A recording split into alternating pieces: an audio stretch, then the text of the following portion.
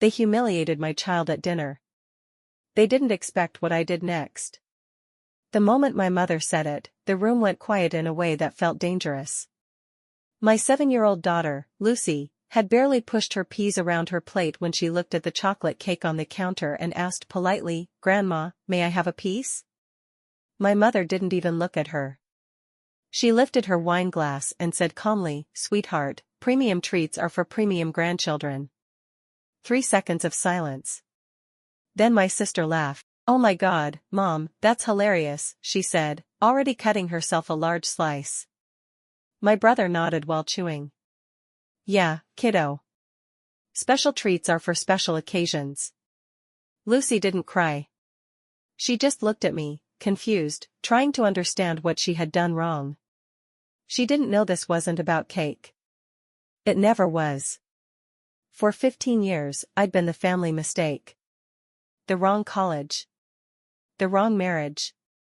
The divorce they never let me forget. And now my daughter had inherited my place at the table. I reached for Lucy's hand. "We're leaving." My mother finally looked up. "You just got here.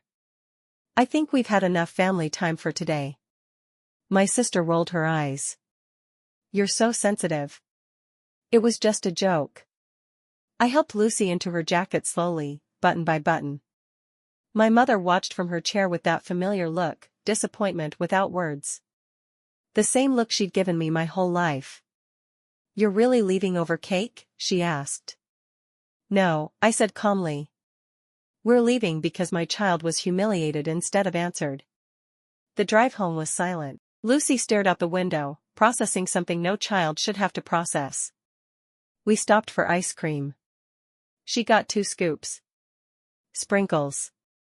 At 11:42 p.m. my phone buzzed. It was my mother. She wrote about the house. The family home.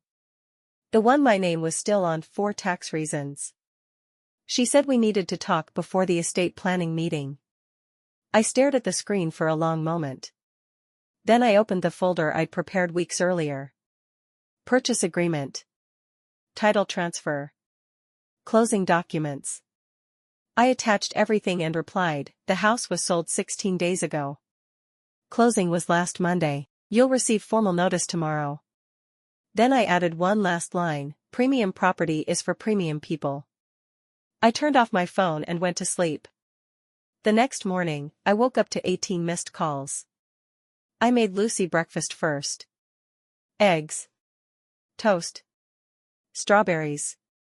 I braided her hair. At 8:10 a.m. I finally answered. "What did you do?" my mother demanded, her voice sharp with panic. "I exercised my legal rights," I said calmly. "My third of the property. You can't just sell our house." "I sold mine." Silence.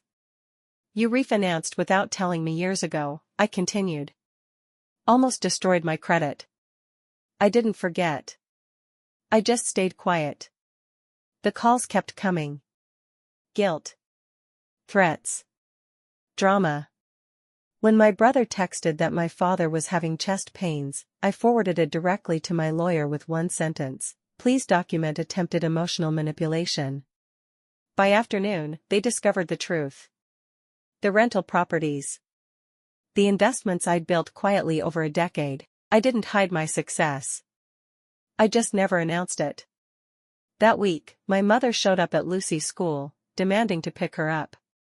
The principal called me immediately. "She is not authorized," I said. "Please ask her to leave." That night, Lucy asked, "Mom, am I not premium?" I knelt beside her bed and held her face gently. "You are more than enough. Always. Anyone who makes you feel otherwise doesn't get close to you." 2 weeks later, my mother asked to apologize. I said no. 3 days after that, she came to my office. Smaller somehow. Older. "I see it now," she said. "What I did to you." To her. She offered a check for Lucy's college fund. I took it, not as forgiveness, but as responsibility. Lucy is in therapy now. Not because she's broken. but because someone broke trust too early. Some doors reopen slowly. Some never do. And that's okay. Because protecting your child is worth more than any house, any inheritance, any version of being premium.